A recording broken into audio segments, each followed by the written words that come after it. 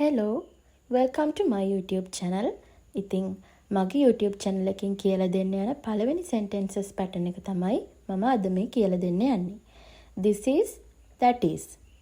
බැලුවට නම් එක අකුරකින් දෙකකින් තමයි එහා මෙහා වෙලා තියෙන්නේ. නමුත් මේක sentences pattern දෙකක්. ඉතින් this is කියන්නේ මොකද්ද? that is කියන්නේ මොකද්ද කියලා අපි මේ පාඩමෙන් බලමු. බලන්න this is කියලා කියන්නේ මේ දේ එහෙම නැත්නම් මෙය.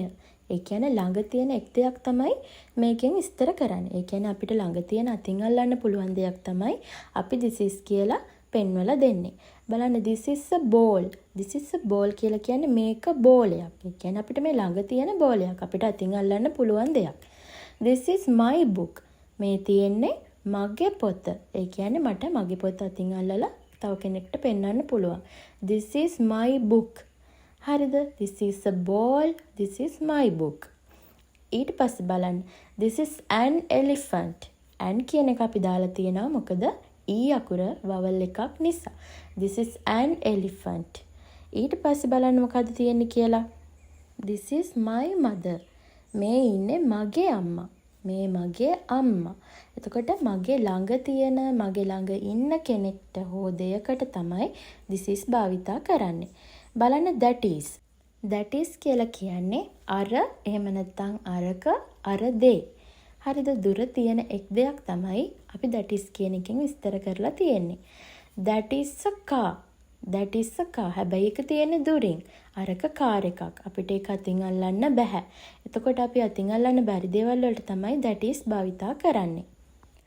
that is a girl. අර ගැහැණු ළමෙක්. අර ඈතින් ඉන්නේ ගැහැණු ළමෙක්. අපිට කියන්න පුළුවන් ඈත තියෙන දෙයක්. ඈතින් අපිට පේන දෙයක් අපිට විස්තර කරන්න පුළුවන් that කියන එක use කරලා. හැබැයි හොඳට මතක තියාගන්න that කියන එකෙන් අපි එක දෙයක් තමයි පෙන්눔 කරන්නේ. that is වලින් අපි ගොඩක් දේවල් විස්තර කරන්න යන්නේ නැහැ. that is a girl, that is a car ඒ විදියට එක දෙයයි. දුරින් පේන එක දෙයයි. මේක බලන්න. that is an apple tree. that is an apple tree. අර apple ගහක්. අපිට අර පේන්න තියෙන apple ගහක්. ඒ කියන්නේ මේක ළඟ නෙවෙයි තියෙන්නේ දුර. that is a house. අරක ගෙයක්. මම මෙතෙන්දී and කියන එක දාලා තියෙන්නේ ඒ අකුර vowel එකක් නිසා. බලන්න මේ තියෙන worksheet එක දිහා. this or that. මේකට එන්නේ මොකක්ද? පළවෙනි එකට. බලන්න star එකක් තියෙනවා. හැබැයි ඒක ළඟ නෙවෙයි තියෙන්නේ දුර. එතකොට අපි use කරන්නේ මොකක්ද? that. that is a star. එතකොට ball එකක් තියෙනවා ළඟ. basketball එකක්.